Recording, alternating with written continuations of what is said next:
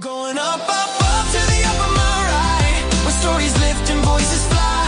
Put your tea towels down, let your worries fade. Open the gates, let the memories cascade. In this podcast world, we give it our best. So grab your cup or come say hi, no jest. We're going up to the Upper Marae, where conversations flow and spirits can't lie. Kia ora and welcome to the Upper Marae. I'm your host, Dr. Alexander Stevens II. In today's episode, we're doing a catch-up of sorts, I suppose, with our fellow co-host, Irie Thomas, aka DJ Kererū. Kia ora, Irie. Kia ora. I didn't know I was the DJ. DJ Kererū. DJ Kererū. Cool. All right. Well, I guess I'll need to learn how to be a DJ then. Hi. So you ready for the show? Yeah, sure, I guess. I love to press play. All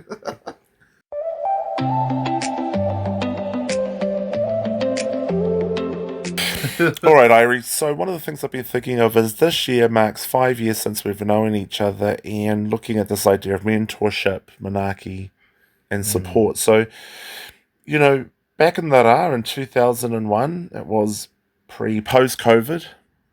2001? 2021. Sorry, brother, I was in a different realm there. 2000. We've known each other that long. Yeah, 2021. COVID had just been over. You weren't the same person that you are. So I guess my first question is, when you first asked me to mentor you, almost 5 years ago, what did you think you were really searching for beneath those goals and ambitions? I guess just direction, really. Yeah. I didn't want to just have the normal 9 to 5. Like, I got a job and stuff like that, but I just didn't want to do, what? I just wanted to do something different that kind of catered towards me wanting to help people. Right. Yeah. So, like, when I did security, I thought that was about helping people. Nah, it's just customer service. And honestly, I thought I was going to be doing security work for the rest of my life until you offered me another role, another path as a support worker. So I took it. And I'm glad I did take the chance, the opportunity, because I'm in a better position now, both financially and mentally. So now I can focus on other ambitions and goals. Yeah, and that wasn't easy, right? Nah, not at all. It was not easy. Because you have this kind of whole mentality that this is what I'm going to be doing for the rest of my life. And then, someone offers you something different and you're kind of like, oh, well, I've never been in that kind of workplace environment. Right. I've always done kind of like the laboring and the just the generic customer service kind of mahi. Right. And, I'm grateful I took the risk, took the leap and changed it up. I mean, this kind of nicely leads to our second question, is looking back now, what version of yourself do you think I first met compared to the man that you are becoming today? Could you elaborate on that? Yeah. If you look back 5 years ago, who were you then compared to who are you now, and who are you becoming? Definitely ignorant. Yeah, how so? Just, thinking that I had the whole world figured out, and really I was just a frog stuck in a well. Could only see the sky and couldn't see how big the world really was. So real ignorant. I want to say... very, very cowardly, I would say. Really? I don't know how to put that in a nicer term, but let's just be honest, as I am talking about myself. Yeah, cowardly, just wasn't willing to take a risk, wasn't willing to change my mindset, wasn't willing to, change, Right. Because I feel like, I don't need to change. I'm great, I'm perfect at the way I am.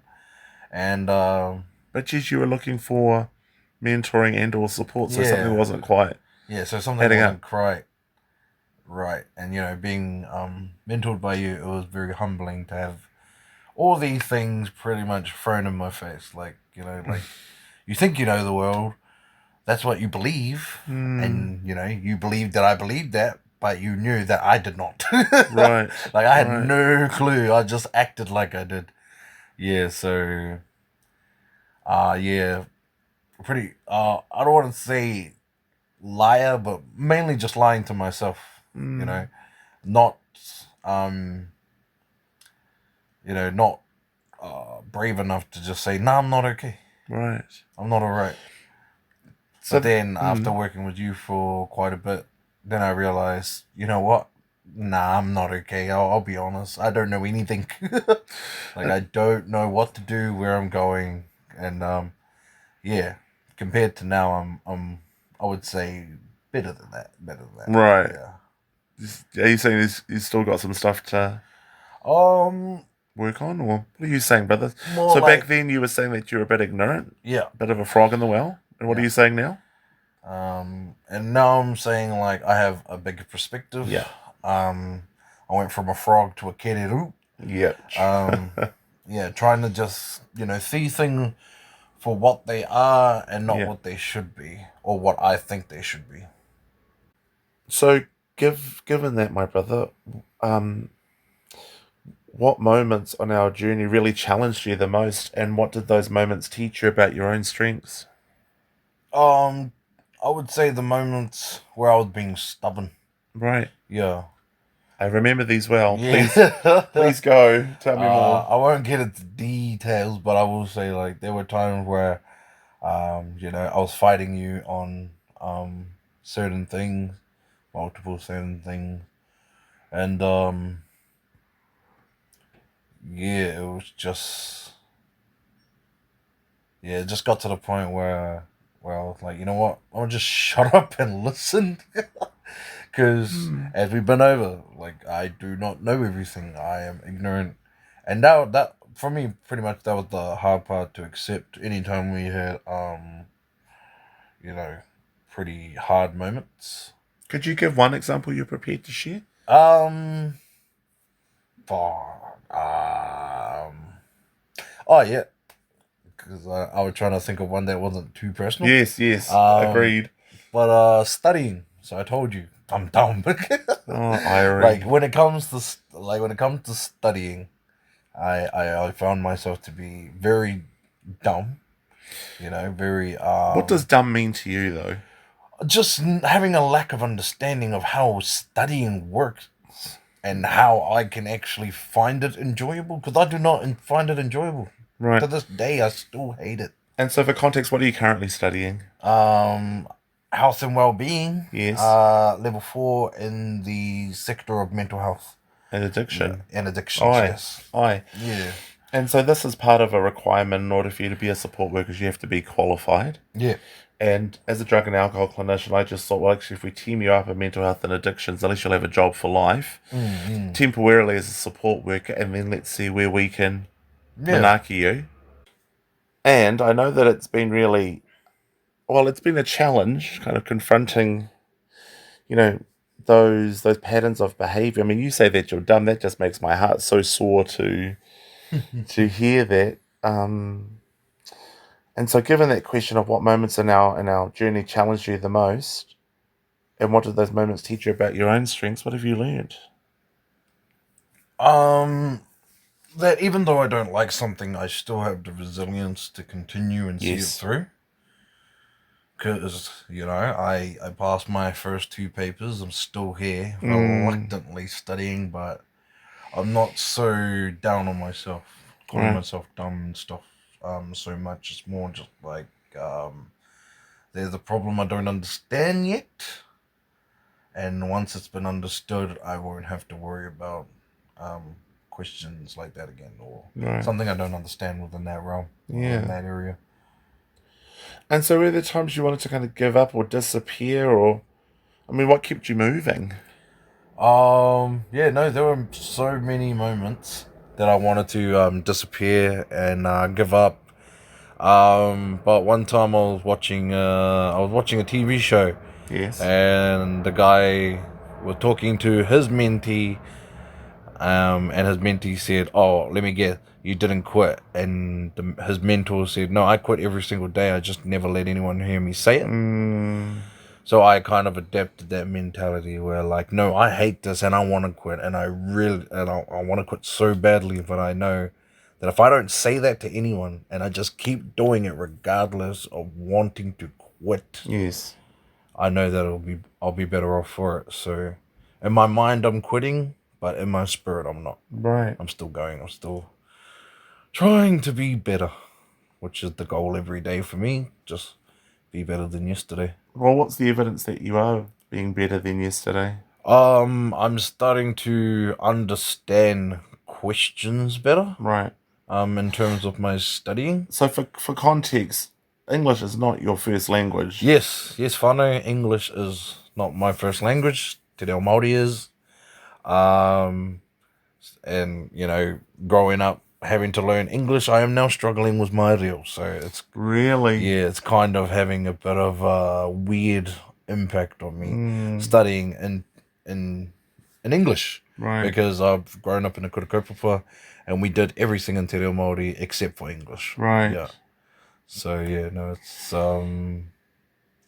it's pretty hard. I mean, I guess we were talking about mentoring more so than studying, but you are looking at doing a postgrad in Māori health. Would you then contemplate doing it fully in reo rather than reo Pākehā? Maybe because, as I said, I'm struggling with my reo now because I had to learn English and kind of understand it, especially for my studies. Yeah, so I don't know. It's kind of like how you have a whole bunch of knowledge that you've learned for so long. Yes. And you've held on to, and then you're learning new knowledge, and it's kind of pushing all of that out. Wowzers. Yeah. That sounds really conflicting. Yeah, exactly. And it's kind of like, I do not have the capacity to hold both right now. Because one, I have to study the other version and how to navigate it. So I have to study and learn English a bit more to understand how to navigate it. And then, you know, when it comes coming back to te reo Māori, it's like, I'm kind of like speaking te reo with a Pākehā kind of, what the word? Lens, perspective, worldview. I guess so, perspective. Like I'm saying Māori words word for word in like Pākehā kind of. Because for me, te reo Māori is very metaphoric. It's very poetic. Yeah. You know, we don't just say, oh, well, there are some phrases where we do say, you know, where we're direct, like I'm going to the shop and stuff like that. But usually I used to speak like more metaphorically, you know. Right. Like someone would be like, have you seen the remote? I would say something like hawa hoki mate hei.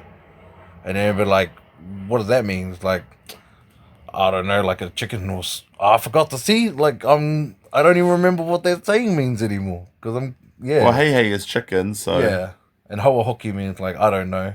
Right, go ask the chicken. Yeah, so like I don't know, like a chicken. Yeah, see, this is what's kind of messing me up these days. It's like I have to jump between two different worlds, and I just it's confusing me. Yeah, but actually, what you're explaining is a normal response when you so what you're telling me, you've got two sets of ako or knowledge. One is kupu Māori, one is kupu Pākehā, one is Pākehā or English. Or English.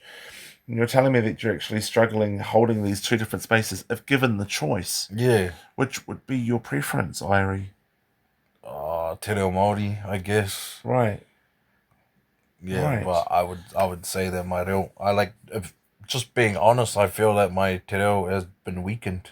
Because I have to learn a different set of rules with this language of English, which I hate. Yes. I bloody hate it. Like, I wish I maintained more of my Māori mind instead of having to create and adopt a Pākehā kind of mind to understand English. Because I still, to this day, do not understand the purpose of silent letters and why the hell they're there. Okay, it annoys me. And then you say it's pronounced this way and not that way, but some other words are pronounced that way. Aye. And it's like, bro, what are the rules? It feels like there are no rules. Yes. You know? Some are silent, some aren't. Like, right. Do you know, I think that this is a good example when we get up to, I guess, Māori Language Week. You know, we can kind of unpack that in terms of what are the struggles for our Māori navigating between these worlds. Yeah. And because it's like getting to the point now where I have like, what is it? Te reo Māori anxiety, I think it's called. Really? Where I am too anxious to speak Māori because I am speaking Māori within the realm, with Pākehā rule settings. Mm. You know, instead of just speaking Te reo Māori the way it's spoken. Yeah, so no, I'm just getting real confused with all this studying and then jumping between Te reo Māori and Te reo Pākehā English. I know that this podcast is about mentoring. I guess as I'm listening to you, it actually makes me think I've avoided learning full immersion Māori because just the thought of it is scary. Yeah. But actually what you're saying is that, you know, you learn kupu Māori and you're learning kupu Pākehā, and as I'm listening to you, I'm thinking, actually, I really don't have an excuse not to, now that I've done 35 bits of study, but not. And it actually might deepen my knowledge. Well, because that's what I'm thinking. I'm thinking I have to go reboot my Māori mind and go do full immersion because I'm struggling with both worlds because of the rules. There are different rules, and yeah, I hate it. I come here, you and me, I think that's something that I think I want to pick up. Yeah. Okay, well, look, let's leave that one for now, and let's get back onto that mentoring whakaaro. Let's get back on the waka. What parts of your old identity have you had to kind of let go in order to grow into a new version of yourself? Letting go of being stubborn, being a bit more open-minded towards different kinds of outcomes. Right. Yeah. So instead of being like, no, this is what I'm going to do because this is going to work, and then, you know, it doesn't work, and then I get disappointed later, I then just be like, okay, I will make 5 plans. Right. And then I will choose the one based on its merits. And if it doesn't work, I just switch over to the one of the other plans. Instead of holding on and being like, no, this is going to work all the way. Commitment, loyalty. It fell apart. Why? Why do I suck? Kind of thing. And, you know, going into a spiral. So, yeah, I've let go quite a bit of my stubbornness. I am still a bit stubborn, just in terms of things I believe in personally. Yes. Just those things. You know, I won't move on them. But in terms of being stubborn because I think I know better, yes, I've gotten to the point where I'm like, nah, I don't know. I do not know better. Right. Yeah, I better learn from someone who does because I don't know. Yeah. So instead of getting hung up on one thing, being fixated on it, and being stubbornly driven to get it done that certain way, I've adopted the fact that I need to be more flexible and that there are more than one way of doing things, you know? So I should have more than one way of trying to approach a certain problem, issue, topic, or subject. But yeah. What conversations between us have kind of stayed with you long after our hangout has ended? Mostly a lot of the, you know, the kōrero of appreciation you have said to me, belief, just reassuring me that I can do it. Those really stuck with me. Even the, like, very brutally honest things that you have said to me, which I, you know, that pissed me off, honestly. And, you know, the saying goes, the truth hurts. And But so never intended to hurt. Yeah, never intended to hurt. But if someone doesn't tell you or hold the mirror up to you, you'll never know what you're actually looking like or how you're actually affecting another person, you know? Self-awareness. Yes. Like, I believed I was self-aware until, you know, we worked together. And like, okay, I need to be much more self-aware than I think I am. Yeah. Yeah. Okay. Almost near the home run, my friend. What fears still remain inside of you even after everything you've achieved? Oh, doubt. Mostly doubt. Where does that doubt come from, brother? If you were to tap into, I don't know. Yeah, I don't. You know, just negative situations. You know, don't want to be that fella, but you know, bullying and Right. You know, some abuse here and there and stuff. But that's mainly where it came from. Right. Yeah, honestly. Right. Yeah, doubt. Just came from those kinds of things. And In what ways mentoring helped, if at all, with some of that doubt? well, it's just, you know, people were telling you, believe in yourself, believe in yourself, believe in yourself, but it's like it's hard to believe in yourself Yes, most of yes. the time, every single day. You know, when you've been like doing something constantly and it yields no results, Right. but you've been doing it for like 5 months or something, and you're like, why? Why is it still the same? And with a mentor, you know, they lay out the skills you have, they lay out your capabilities, your strengths, your weaknesses, and they tell you, you know, they tell you with reassurance in their heart, like, I believe you can do this. I know that you believe you can't, but I believe that you can. Yes. So if you can't believe in yourself, believe in me, believing in you. Aye. You know, It's beautiful. and it just kind of builds that whole, like, you know, I might betray myself, but I'm not going to betray the people that you know, have so much hope for me. Mm-hmm. You know, it's kind of like I can't do it for myself, but I can do it for Yes. others, which allows me to do it for myself. You know, so as the saying goes, if you can't do it for yourself, do it for others. Right. Right. And in the end, you will be doing it for yourself. Yeah. It's like a full circle. Yeah, like a full circle. You know, you can only do half a circle. You just need that other half. Yeah, I get that. Yeah. And then once you got the full circle, it just goes round and round and builds up energy. And, Yeah. Circles of resilience rather than circles of trauma. yeah, exactly.